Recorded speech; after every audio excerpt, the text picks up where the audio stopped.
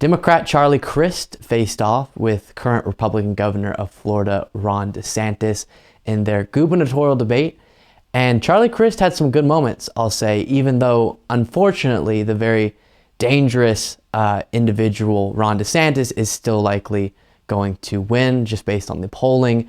He has a pretty significant lead. We'll look at the specifics of that in a second after we watch the clips from this debate, but you never know. Definitely go vote still, and we'll see, but that's the best prediction based on a pretty significant lead that Ron DeSantis has in the polls. With that being said, first moment I want to show you from this debate where, again, there were some good moments. Charlie Crist did something that he did a couple times, which was bring up the topic of Ron DeSantis running for president in 2024 and how maybe Ron DeSantis isn't doing as good of a job as governor as he could because he's too focused on the optics and the setting himself up for a presidential election or a presidential nomination fight for the Republican Party.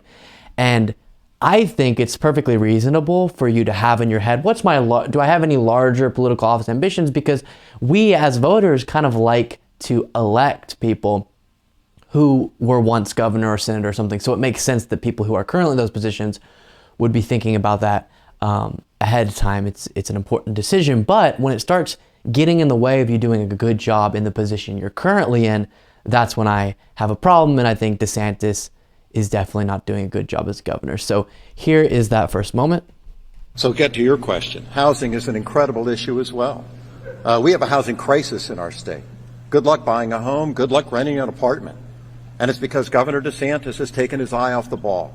He's focused on running for president in 2024, and as a result, we have lost things in our state budget, specifically a housing trust fund that has hundreds of millions of dollars that he, along with the legislature, have cut.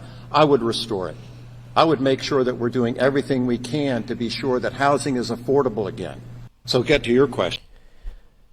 Good stuff there. And then he flips it around and actually asks Ron DeSantis if he'll commit to serving out his full four-year term as governor, meaning commit to not running for president in 2024 and just staying as governor. And here is how Ron DeSantis responds, or the lack thereof as far as a response goes. Ron, you talk about Joe Biden a lot. I understand. You think you're going to be running against him. I can see how you might get confused. But you're running for governor. You're running for governor. And I have a question for you. You're running for governor. Why don't you look in the eyes of the people of the state of Florida and say to them, if you're reelected, you will serve a full 4-year term as governor? Yes or no? Yes or no, Ron? Will you serve a full 4-year term if you're reelected governor of Florida? It's not a tough question. It's a fair question. He won't tell you. We did not agree on the candidates asking each other questions. Governor, it's your turn.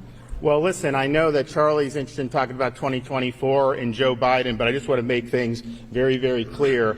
The only worn-out old donkey I'm looking to put out to pasture is Charlie Crist. Okay, so throwing a jab, but not answering the question. He definitely is planning on running, so we'll see how that plays out. But then Ron DeSantis gets to talk about his favorite subject in the world, critical race theory. Yeah, so it actually, if you look around the country, they do have programs, unfortunately, well, they will take a student, look at their race, say, okay, you're white, you're an oppressor. If you're black, you're oppressed. And think about what that does to a 6 or 7-year-old kid. That's wrong. You're seeing that. You have people that are teaching, and actually his running mate has said this in the past, that teaching the United States was built on stolen land. That is inappropriate for our schools. It's not true. And I'm happy that we're going to be able to have accurate history, and we're going to make sure that we... So I obviously don't know the specifics of either of the claims he's making there, but in a general sense, it's perfectly fair to recognize, hey, whenever we established what we now know as the United States of America, there were people on this land before, right? That's fair to recognize and honor that. But then the first anecdote he shared, I will say one of the things I've talked about before is in a country our size, you're going to have stories of all kinds. And that doesn't mean there's this existential threat and this is being experienced by all of these people. You would need broader analysis to come to that conclusion. But we hear the stories of, oh, kids got lined up in a class and were put in order of oppression, who's more oppressed. And it's like, yeah, that's that shouldn't be happening. That's not necessary. You can teach about the reality of oppression historically and in modern days without making people feel alienated, but that needs to be dealt with